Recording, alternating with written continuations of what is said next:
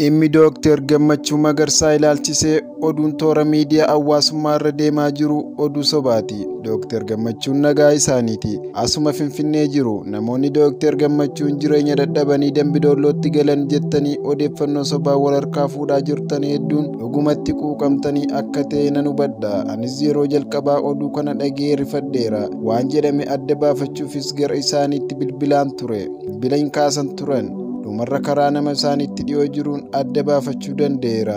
Dooktar Gammachuun nagaa qabu. Asuma Finfinnee keessa jiraatus ammoo wanti beekuu qabdan namuu rakkoo inuma qabaataa ta'uusaayyuu guddaa amma kana ga'u nama muriinsaa guutuu uummataaf jiraate kana irratti akka waan firaa fi birmata hoomaa hin qabneetti fakkeeffame oduu sobaa akka kana qindeessuun sirri miti. Dooktar Gammachuun umurii jiraate keessatti nama waan meeqaatama argee viisaa biyyoota hedduu nama argatee beeku joornaalii fi yuunivarsiitiin addunyaa kan isa hin beekne hin jiru. Nama maatii fi firoottan akkasumas ijoollee qaqqaxalee qabulleedha.